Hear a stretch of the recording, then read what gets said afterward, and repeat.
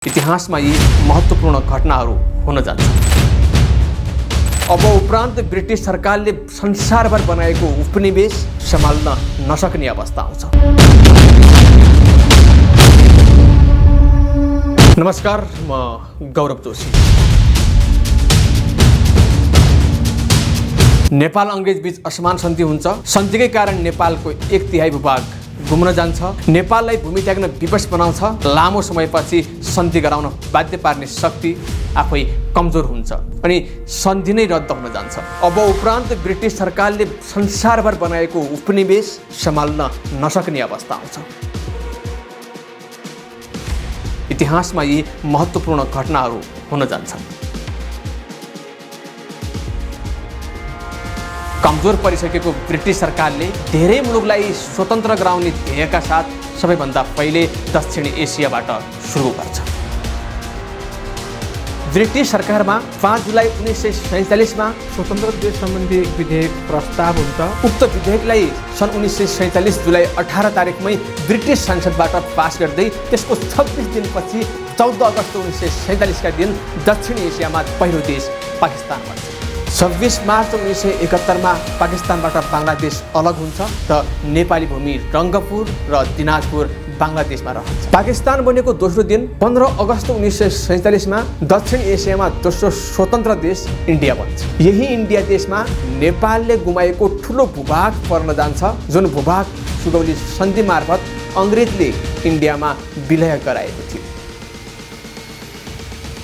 यस अन्तर्गत नेपालले गुमाएका क्षेत्रहरूमा काली नदीको पश्चिमी भाग, वर्तमान उत्तराखण्डमा रहेको कुमाउँ र गढवाल, सतलज नदीको पश्चिमतर्फका केही क्षेत्रहरू, वर्तमान हिमाचल प्रदेशमा रहेको काँगडा, तराई क्षेत्रका धेरै भागहरू, मेची पूर्व टिस्टा नदीसम्मका भूभागहरू, दार्जिलिङ, सिक्किम लगायतका क्षेत्रहरू पर्दछन्। हुँदा हुँदा वर्तमान समयमा हाम्रो आफ्नै भूभाग लिम्पियाजुरा, लिपुलेक र कालापानी भारतले लामो समयदेखि कब्जा गरेर राखेको छ र हालै त्यहाँबाट कैलाश मानसरोवर जाने 80 किलोमिटर लामो सडक पनि निर्माण गरेको छ। विगतमा टिस्टादेखि काँगडासम्म आफ्नो वीरताले फैलिएको नेपाल आज कसरी खुम्चिन गयो? किन आफ्नो भूभागहरूले मिचेको देख्दा देख्दै मौन छ नेपाल सरकार? वास्तवमा पश्चिम किल्ला काँगडा, पूर्वमा टिस्टा पुगेथ्यौँ, कुन शक्तिको सामुमा कहिले हामी झुकेथ्यौँ?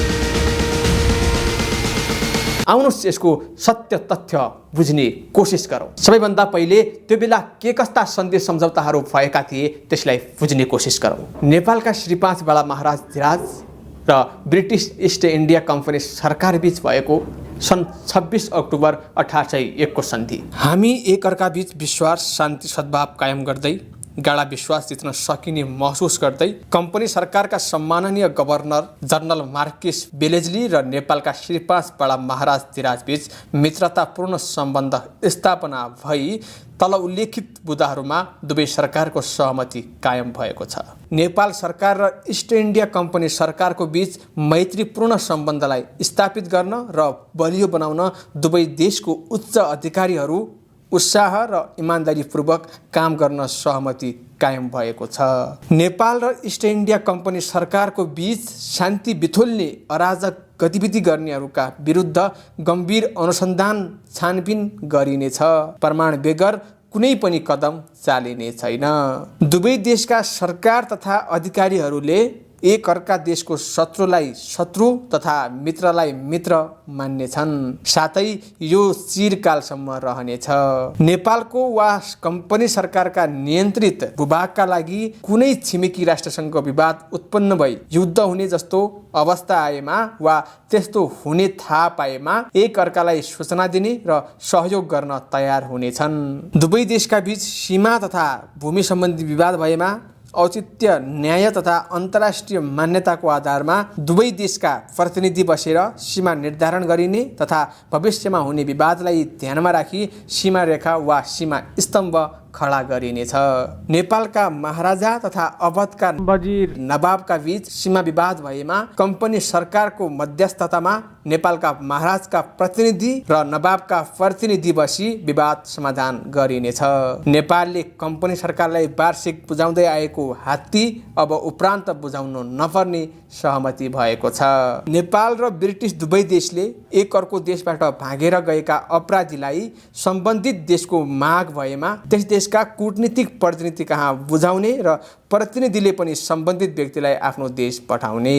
बनारसमा बसिरहेका स्वामी रणबहादुर शाहलाई खर्चको निम्ति फरगन्ना जिल्लाको भूभाग विशेषाधिकार प्राप्त जागिर र धार्मिक कार्यका निम्ति छुट्याइएको क्षेत्र बाहेक छुट्याउने। फरगन्ना जिल्ला विजयपुरको भूमिकर नेपाल सरकारको असुल गरी कम्पनी सरकारका मार्फत रणबहादुर शाहलाई बुझाउन सहमत गर्दै तथा स्वामी महाराजले बनारसमा तोकिएभन्दा बढी मानिस राख्न पाउने छैनन्। आफ्नो सुरक्षाको निम्ति स्वामीजीले 200 जति नेपाली सेना राख्न पाउनेछन्। सधैँ धार्मिक कार्यमा व्यस्त रहनुपर्ने, लेखेर वा बोलेर आपत्तिजनक स्थितिको सिर्जना गर्न नपाउने, स्वामीजीले नेपालबाट भागेर गएका अपराधी वा विद्रोहीहरूलाई शरण दिन र ध्वंसात्मक कार्य गर्न कसैलाई प्रेरणा दिन नपाउने सहमति भएको छ।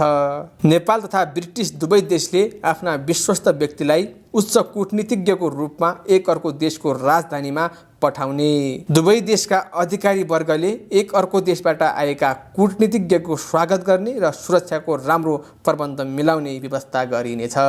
नेपाल तथा ब्रिटिस दुवै देशका कूटनीतिज्ञहरूले एक अर्को देशका जनतासँग सोझो सम्पर्क राख्न नपाउने र त्यस्तो सम्बन्ध राख्दा सम्बन्धित देशको पदाधिकारीबाट अनुमति लिनुपर्ने, तर पदाधिकारीहरूसँग भेट गर्न त्यस्तो बाध्यता रहने छैन। नेपाल तथा ब्रिटिस दुवै देशका अधिकारी वर्गले सन्धिका धाराहरूको इमानदारीपूर्वक पालना गर्दै जाने र पालना गर्न भुल्नेलाई सर्वशक्तिमान ईश्वरले दण्ड गर्नेछन्। नेपाली सेनाले काँगडासम्म सीमा विस्तार गर्दै गर्दा सन् 1814 नोभेम्बर 1 का दिन बुटवल, शिवराज र गोरखपुरको विषयलाई लिएर अङ्ग्रेजले नेपालको विरुद्ध युद्धको घोषणा गर्छ र युद्ध सुरु हुन्छ। अङ्ग्रेजले विभिन्न मोर्चामा फौजी आक्रमणसँगै विभिन्न कूटनीतिक षड्यन्त्र चलाउँछ। अङ्ग्रेज नेपाल युद्ध सुरु भएको झन्डै 6 महिना पुग्नै लाग्दा सन् 1815 अप्रिल 28 का दिन अल्मोडाका प्रमुख चौतारिया वंशाले अङ्ग्रेजी कर्नेल गार्डनरसँग एक शङ्कास्पद सम्झौता गर्छन् र युद्ध त्यागिदिन्छन्। यो घटनाले नेपाली सेनाको मनोबल घट्न जान्छ। अर्कोतिर युद्धरत 75 वर्षीय सरदार परशुराम थापाले वीरगति प्राप्त गर्छन्। देउथलको युद्धमा 73 वर्षीय भक्ति थापाले वीरगति प्राप्त गर्छन्। हस्तिदल शाहले पनि ज्यान गुमाउँछन्। यो घटनासँगै बलभद्र कुबर किल्ला छाड्न बाध्य हुन्छ। चौतारिया वंशाको यो षड्यन्त्रले गर्दा नेपालले नोक्सानी बेहोर्नु पर्ने दिन सुरु हुन्छ। एकैचोटि चारैतिरबाट समस्यामाथि समस्या आइलागेपछि बडाकाजी अमरसिंह थापाले अन्य भूमि रक्षा गर्ने नीति अनुरूप अङ्ग्रेज सेनापति डेभिड अक्टरलोनीसँग एक सम्झौता गरी फर्कन बाध्य हुन्छन्। डेभिड अक्टरलोनी र बडाकाजी अमरसिंह थापाबीच भएको सन्धि। राजगढ मलाउमा अहिले रहेको पल्टन जति छन् तिनको साथ अमरसिंह थापाले उक्त किल्ला छोडिदिन सहमत भए बमोजिम उनलाई अस्त्र शस्त्र माल सामान विभिन्न सैनिक झण्डा 2 तोप तथा निजी सम्पत्ति लिएर जाने सम्मानपूर्वक अनुमति दिइनेछ। काजी रणजोर सिंह थापाको बहादुरीको कदर गर्दै उनलाई जैथकको किल्लाबाट 200 मानिस आफ्ना हात हतियार झण्डाहरू र एक थान तोप लिएर जाने अनुमति दिइन्छ। साथै उनीसँग भएका सबै अधिकृतहरू र निशस्त्र 300 जवानलाई आफ्नो निजी सम्पत्ति लिएर किल्लाबाट जाने अनुमति दिइनेछ। काजी अमरसिंह थापा र काजी रणजोर सिंह थापालाई आफ्नो सम्पत्ति र मातहतको मानिसका साथ हरिद्वार र नाजिबाबाद अथवा उनीहरूका इच्छा अनुसार अरू कुनै सहज बाटो भई सूर्य अथवा काली नदी पूर्वको इलाकामा रहेका नेपाली फौजसहित मिसिन जाने स्वतन्त्रता रहनेछ। यस सन्धिले स्वीकारेको नेपाल राज्यको सिमाना पारीसम्म उनीहरूको माल सामान पुर्याइदिने इस्ट इन्डिया कम्पनी सरकारले प्रबन्ध गर्नेछ। आफूलाई अनुकूल पर्ने कुनै पनि ठाउँमा काजी अमरसिंह थापाले काजी रणजोर सिंह थापासँग भेट गर्न सक्नेछन्। बडा काजी अमरसिंह थापा र काजी रणधोर सिंह थापाको व्यक्तिगत सम्मान रक्षार्थ नियुक्त भएका सिपाहीहरू बाहेक अन्य सबै नेपाली सिपाहीहरूलाई इच्छा अनुसार ब्रिटिस सेनामा भर्ती हुने अनुमति दिइनेछ। यसरी भर्ती हुन चाहने सिपाहीहरूलाई दुवै राज्यबीच सन्धि नहुन्जेलसम्म कम्पनी सरकारबाट नै भत्ता पाउने व्यवस्था गरिनेछ। आफ्नो निजी सम्पत्ति हटाउन साथ अमरसिंह थापा मलाउको किल्ला छोडिदिन राजी हुनेछन्। भिले आर्किभ, सबाथु, जैथक, जगतगढ, वाइन तथा यमुना र सतलज बीचको किल्ला एवं गढमा भएका अधिकारीहरूलाई आफ्ना आफ्ना किल्ला र गढ छोडिदिने आदेश पत्र पठाउन बडाकाजी अमरसिंह थापा राजी हुनेछन्। उक्त किल्ला र गढहरूमा भएका मानिसहरूलाई आफ्नो सम्पत्तिको भोग चलन गर्ने अधिकार हुनेछ। उक्त स्थानमा भएका हात हतियारहरू गभर्नर जनरलको कुनै निर्णय प्राप्त नभएसम्म सुरक्षित राखिनेछ। तर बडाकाजी अमरसिंह थापासँग सम्बन्धित 83 जनालाई आफ्ना हतियार लिएर जाने अनुमति दिइनेछ। गढवालको इलाका छोडिदिने र त्यस इलाकाका सबै किल्ला ब्रिटिस अधिकृतको हातमा सुम्पिने अनुमति काजी बख्तावर सिंहलाई तुरन्त पठाउन बडाकाजी अमरसिंह थापालाई मान्य हुनेछ। उनीहरू कम्पनी सरकारको आज्ञापत्रको साथ ठाउँ ठाउँका पल्टन र युद्ध सामग्री आफ्नो कब्जामा पार्दै लिएर जाने अनुमति दिइनेछ। बडाकाजी अमरसिंह थापालाई आशा छ कि उनले आफ्ना मातहतका सबै किल्ला अङ्ग्रेजलाई सुम्पेकाले नेपाल र कम्पनी बीच 60 वर्षदेखि चलिआएको मैत्री सम्बन्ध पुनः स्थापित हुनेछ। बडाकाजी अमरसिंह थापा र डेभिड अटरलोनी। यो सन्धिमा हस्ताक्षर भए पनि अङ्ग्रेजले मानेन। यही सन्धिलाई माध्यम बनाई अङ्ग्रेजले महाकाली पश्चिमका भूभागहरू छाड्न बाध्य बनायो। यसको वास्तविकता के हो अनि गल्ती कसको हो? आउनुहोस् यसलाई बुझ्ने कोसिस गरौँ।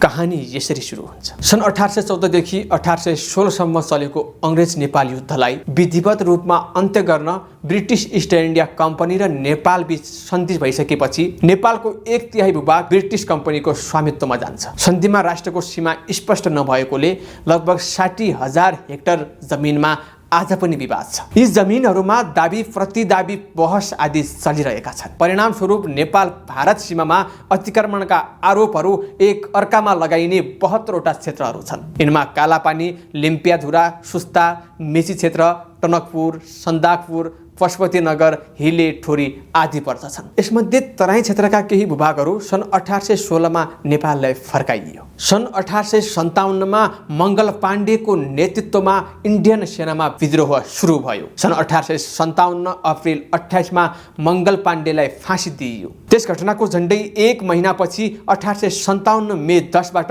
भारतमा अङ्ग्रेज विरुद्ध विद्रोह सुरु हुन्छ। विभिन्न हिंसात्मक दङ्गाहरू हुन थाले। हुन त यो विद्रोह स्वतन्त्रताका लागि थिएन, तर पछि यसैलाई स्वतन्त्रताका लागि विद्रोह बनियो। त्यस विद्रोहलाई नियन्त्रण गर्न अङ्ग्रेज असफल भयो। यस्तो अवस्थामा अङ्ग्रेज कम्पनी सरकारले नेपालसँग सहयोगको लागि अनुरोध गर्यो। भनिन्छ पहलमान सिंह बस्नेतको कमानमा 6000 नेपाली सेना ब्रिटिस इन्डियातर्फ अङ्ग्रेजलाई सहयोग गर्न लाग्छन्। त्यसको झन्डै 6 महिनापछि जङ्गबहादुर 10औं हजार सेनासहित आफै त्यसतर्फ अगाडि बढ्छन्। थप नेपाली सेना इन्डिया पुगेपछि भारतीय सिपाहीको विद्रोह सहजै नियन्त्रणमा आउँछ। विद्रोह नियन्त्रण भएसँगै जङ्गबहादुर राणा इलाहाबाद पुग्छन् र लर्ड क्यानेडसँग विभिन्न चरणमा वार्ता गर्छन्। इस्ट इन्डिया कम्पनी सरकारलाई नेपालको फौजी ताकतबारे महसुस हुन्छ र यो ताकत भोलि अङ्ग्रेजमाथि आइलाग्ला भन्ने डरले उसले विगतमा कब्जा गरेको नेपाली भूभाग फिर्ता गर्ने निर्णय गर्छ। सैनिक विद्रोहलाई दबाउन नेपालले दिएको सहयोगको निम्ति कृतज्ञता प्रकट गर्दै इस्ट इन्डिया कम्पनीले तराई क्षेत्रका केही भागहरू हालका बाँके, बर्दिया, कैलाली र कञ्चनपुर नोभेम्बर 1, 1860 मा नेपाललाई फर्काउँछ, जसलाई आज नयाँ मुलुक भनेर चिन्ने गरिन्छ। नेपाली भूमि नेपाललाई फिर्ता गर्ने र भूभाग छुट्याउने काम नेपाल सरकारद्वारा खटाइएका अधिकारीहरूको सम्मानपूर्वक उपस्थितिमा ब्रिटिस सरकारद्वारा नियुक्त अधिकारीहरूद्वारा गरिन्छ। वर्तमान नेपालको सिमाना र क्षेत्रफल नोभेम्बर 1, 1860 मा सन्धि गरी कायम भएको हो। यसै सन्धिले पुनः नेपालको सिमाना मेची महाकाली स्वीकारेको हो। यो त भयो हाम्रो सिमाना कसरी खुम्चियो र हालको सिमाना मेची काली कसरी रहन गयो। अब चर्चा गरौँ काला पानी विवाद के हो त। सन् फेब्रुअरी 4, 1817 मा इस्ट इन्डिया कम्पनीका कार्यवाहक मुख्य सचिव जे आदमले नेपालमा आफ्ना आवासीय प्रतिनिधि एडवर्ड गार्नरलाई एउटा पत्र लेखेका छन्। सो पत्रमा आदमले काली नदीको पूर्वमा पर्ने ब्यास लगायतका भूमिहरू चौतारिया वंशाको दाबी अनुसार नेपालको ठहरिन्छ। त्यसैले उक्त भूभाग नेपाल सरकारका अधिकारीहरूलाई बुझाउनु र तिरोतिरण नेपालले उठाउने भनी निर्देशन दिएका छन्। अंग्रेज अधिकारीहरूको उक्त पत्रले सुगौली सन्धि अनुसार महाकालीको मुहान लिम्पियाधुरा र काली पूर्वका कुटी, नाबी, गुन्जी, तिङ्कर र छाङ्गरु गाउँलाई नेपालको भूमि भनेर स्वीकारेको छ। त्यस्तै आदमले कुमाउँका तत्कालीन कमिसनर JW टेललाई सन् 1817 मार्च 22 मा पत्र लेख्दै सो पत्रमा काली पूर्वको ब्यास परगन्ना सहितको भूभाग सुगौली सन्धि अनुसार नेपालको भएकोले ती गाउँहरू नेपाललाई तुरन्त सुम्पिनु पर्ने भनेका छन्। सन् 1861 मा नेपाल चीन बीच सीमा सम्झौता गर्दा ऐतिहासिक तथ्य प्रमाणको आधारमा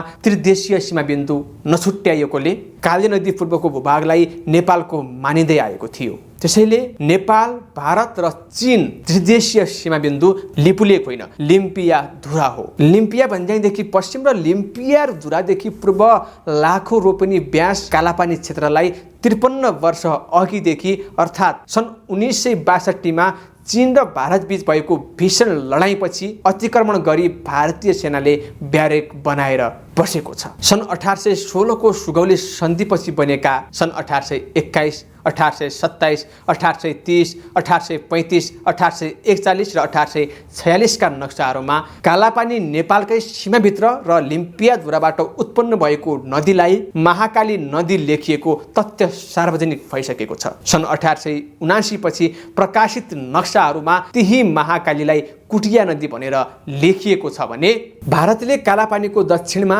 कृत्रिम पोखरीबाट निस्केको भङ्गालोलाई महाकाली भनेको छ। तर यहाँ गल्ती भारतको मात्रै होइन, हामीले यो कुरा पनि बुझ्न जरुरी छ। चीनसँग जोडिएको यो भूभाग व्यापारिक हिसाबले फाइदाजनक देखेपछि इस्ट इन्डिया कम्पनीले महाकालीको पूर्वी अंशलाई भारत नेपालको सिमाना जनाउँदै 1865 देखि एकतर्फी रूपमा नक्सा प्रकाशित गर्न थाल्यो। नेपाल सरकारले पनि त्यति बेला कुनै प्रतिक्रिया दिएन। त्यस बेलादेखि भारत स्वतन्त्र नहुँदासम्म त्यही नक्सा भारतमा प्रयोग गरियो। सन् 1860 मा भारत र चीन बीच युद्ध हुँदा भारतले नेपाल सरकारको स्वीकृति लिएर यस क्षेत्रमा आफ्नो सेनाको लागि ब्यारेक बनायो र त्यस वखतदेखि आजको दिनसम्म कालापानी क्षेत्रमा भारतीय सेनाको ब्यारेक छ। सन् 1962 देखि दुवै देशले आफ्नो आफ्नो नक्सामा लिपुलेक र कालापानी क्षेत्र आफ्नो भूभाग भएको दाबी गर्दै प्रकाशित गर्दै आएका छन् भने नेपालले पहिलो पटक सन् 2020 मा लिम्पियाधुरालाई आफ्नो नक्सामा समेटेको हो। नेपाल भारत बीच सीमा विवादको कुरा पहिलो पटक सन् 1990 मा नेपालमा प्रजातन्त्र आएपछि मात्र उठेको थियो। त्यसभन्दा अगाडि नेपाली जनताले ऐतिहासिक दस्तावेज सायद हेर्न पाएका थिएनन् होला र त्यसै बेलादेखि नेपाल भारतका विभिन्न सिमाना विवादित बन्दै गएका छन्। सन् 2000 जुलाईमा भारतका तत्कालीन प्रधानमन्त्री अटल बिहारी वाजपेयी र नेपालका प्रधानमन्त्री गिरिजा प्रसाद कोइरालाले संयुक्त टोली गठन गरी कालापानी सीमा विवाद सुल्झाउने प्रयास त गरे, तर भारतीय सेना कालापानीबाट हटाउन भारत असहमत भएपछि उक्त प्रयास असफल रह्यो। मे 2015 मा भारत र चीन बीच लिपुलेक भन्ज्याङलाई दुई देश बीचको व्यापारिक नाका बनाउने सहमति भएपछि सुशील कोइराला सरकारले दुवै पक्षसँग आफ्नो असहमति व्यक्त गरे। आखिर लिपुलेक, कालापानी र लिम्पियाधुरा कसको? आउनुहोस् यसलाई बुझ्ने कोसिस गरौँ। नेपालको पक्षबाट हेर्ने हो भने दुई देशको आधिकारिक द्विपक्षीय सीमा सम्झौता सुगौली सन्धि मात्रै भएको र सो सन्धिमा महाकाली नदी दुई देशको सीमा भनेर जनाइएकोले महाकाली नदीको मुख्य शाखा नै नेपाल भारत बीचको आधिकारिक सिमाना हो। त्यसकारण लिपुलेक, कालापानी र लिम्पियाधुरा नेपालकै हुन्छ।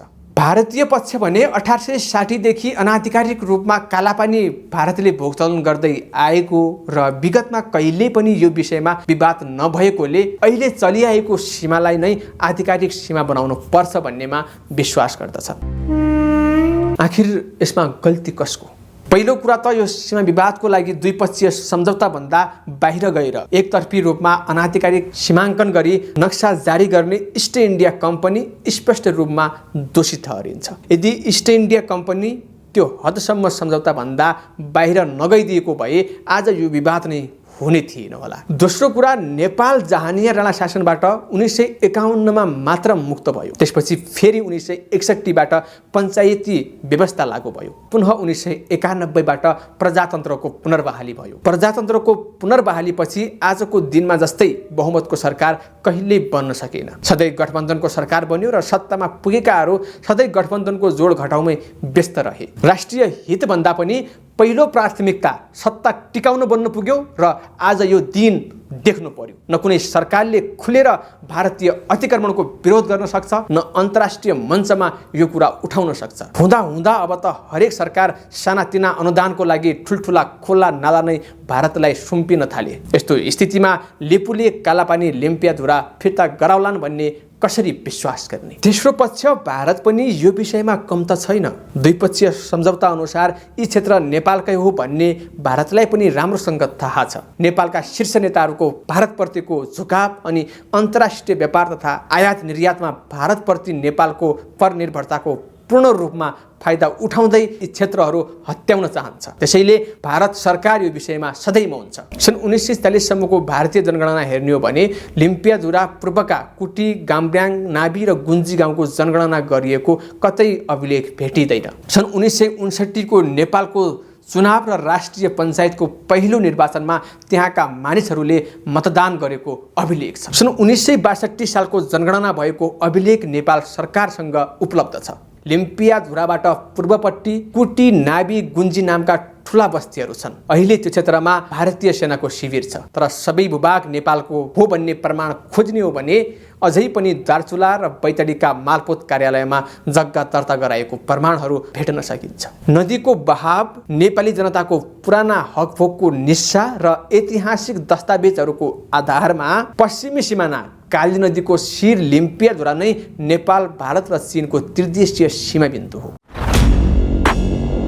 अब कुरा गरौँ नेपाल भारत बीचको सम्बन्धको बारेमा। नेपाल र भारतको सम्बन्ध हेर्ने हो भने सुरुवाती समयदेखि नै मित्रवत सम्बन्ध रहेको छ। रोटी बेटीको सम्बन्ध रहेको यी दुई देशका नागरिक बिना भिसा, पासपोर्ट, कुनै पनि सरकारी परिचय पत्रको भरमा अर्को देशमा जान बस्न मात्र होइन, व्यापार व्यवसायका साथै कुनै पनि काम गर्न सक्छन्। तर पछिल्लो समय यी दुई देश बीचको सम्बन्ध केही बिग्रिएको छ। नेपालको संविधान 2072 जारी गर्दा भारतले देखाएको असन्तुष्टि र तत्पश्चात 3 महिनासम्म गरेको अघोषित नाकाबन्दीले चिटिएको नेपालका तत्कालीन प्रधानमन्त्री केपी शर्मा ओलीले 2020 को सुरुवाती महिनामा भारतबाट आएको कोरोना घातक भन्नु। त्यस्तै 20 मे 2020 मा लिम्पियाधुरा, लिपुलेख र कालापानी सम्मिलित नेपालको नक्सा प्रकाशित गर्नु अनि 13 जुलाईमा अयोध्या नेपालमा पर्छ भन्नु, यी सबै घटनाले नेपाल भारत बीचको सम्बन्ध चिसिएको देखाउँछ। यसअघि नोभेम्बर 2019 मा भारतले जारी गरेको नयाँ नक्सामा लिम्पियाधुरा, लिपुलेख र कालापानी भारतमा सम्मिलित गर्दा तत्पश्चात 18 मे 2020 मा भारतका रक्षा मन्त्री राजनाथ सिंहले 80 किलोमिटर लामो लिपुलेख कालापानी सडक उद्घाटन गर्दा नेपालले आफ्नो असहमति देखाएको थियो। 10 मे 2022 मा भारतका प्रधानमन्त्री नरेन्द्र मोदी आफै नेपाल भ्रमणमा आएर दुई देश बीचको सम्बन्ध सुधार गर्न खोजे पनि सीमा विवादका विषयमा दुई देश बीच आधिकारिक सम्झौता अहिलेसम्म हुन सकेको छैन। भारत र चीन बीच लिपुलेख भन्ज्याङलाई दुई देश बीचको व्यापारिक नाका बनाउने निर्णयमा नेपाल सरकारले दुवै पक्षसँग आफ्नो असहमति व्यक्त गर्यो। यो निर्णयबाट देशलाई नोक्सान हुन्छ भन्ने आम नेपाली जनताले बुझ्नुपर्छ। त्रिदेशीय नाका बनाउने निर्णय गर्ने हो भने पहिले ऐतिहासिक नक्सा तथा दस्तावेज पल्टाएर त्रिदेशीय सीमा क्षेत्र कहाँ पर्दछ त्यसको अनुसन्धान हुनुपर्दछ। त्यसैले नेपाल सरकारले इमानदारीपूर्वक आफ्नो प्रमाणित भूभाग माग्नुपर्छ। त्यो कुरा भारतले सुन्दैन भने सप्रमाण ब्रिटिसलाई साँची राखेर कानुनी उपचारतर्फ लाग्नुपर्छ। त्यति गर्न सक्यो भने भारतसँगको नेपालको वर्तमान विवादित भूमि कालापानी, लिपुलेख, लिम्पियाधुराको समस्या सुल्झन सक्छ। तर साँचो कुरा उठाउन पनि वर्तमान सरकार, प्रतिपक्ष सरकार कोही तयार छैन। नेपालको दुर्भाग्य यही हो किन हाम्रो नेतृत्व भारतसँग झुक्ने गर्छ। त्यो नेपाली जनताले खोजी गर्नुपर्छ। आजका लागि यति नै। भाग 3 मा हामी ग्रेटर नेपाल कसरी सम्भव छ, सुगौली सन्धिमा गुमेको भूमि कसरी नेपालको हुन जान्छ, सुगौली सन्धिपछि भएका सन्धि सम्झौताहरू के हुन् आदि विषयमा चर्चा र परिचर्चा गर्नेछौँ। हाम्रो कार्यक्रमलाई नछुटाई हेर्ने गर्नुहोला र च्यानललाई सब्स्क्राइब गर्न पनि नबिर्सनुहोला। धन्यवाद।